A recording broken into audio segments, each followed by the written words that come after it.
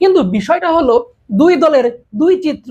দেখেন, রিয়াল মাদ্রিদের কোচ নতুন, এই দলে অনেক প্লেয়ার সাইন করানো হয়েছে। পক্ষান্তরে বার্সার কোচকে হ্যান্সি ফ্লিক, তিনি তো আর নতুন নয়, তিনি অলরেডি টানা দুইবার লা লিগা জেতা একজন কোচ। তাহলে তার তো এই দল সম্বন্ধে আইডিয়া আছে, একাডেমি সম্বন্ধে আইডিয়া আছে, যখন যাকে দরকার টান দিয়ে ওখান থেকে তুলে নিয়ে আসবে, সবই ঠিক আছে। এখন এই রিয়াল মাদ্রিদের কোচও নতুন, প্লেয়ারদের সাইন করেছে অনেক বেশি।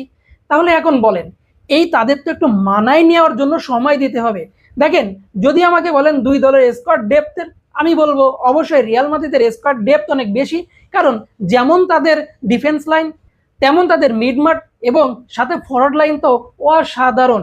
এই বিষয়টা আসলে একটু চিন্তা করা দরকার যে এইটা যখন একসঙ্গে ক্লিক করবে তখন আসলে বিষয়টা কেমন দাঁড়াবে। পক্ষান্তরে যদি আমি বার্সার কথা চিন্তা করি, বার্সার কিন্তু মিডমাঠটা অসাধারণ, ডিফেন্সে তাদের দুর্বলতা আছে এবং সামনে যে ফরওয়ার্ড লাইনে একজন নাম্বার 9 নাই, হয়তো এই ম্যাচে বুঝতে পারি নাই, কিন্তু সিজন যখন লম্বা হবে, সিজন যখন আরো একটু ডেপথে চলে যাবে, তখন ওই নাম্বার 9-এর দুর্বলতা আসলেই চোখে পড়বে।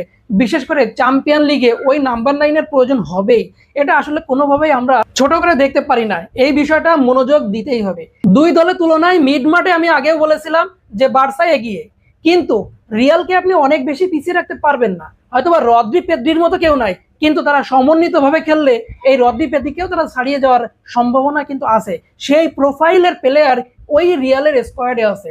তো আপনাদের কি মনে হয়, এইখানে আসলে এত আর্লি কি দুই দলকে আসলে মূল্যায়ন করা ঠিক হবে, নাকি আরো কিছুদিন ওয়েট করা উচিত? আপনাদের মতামত কমেন্ট সেকশনে জানাতে ভুলবেন।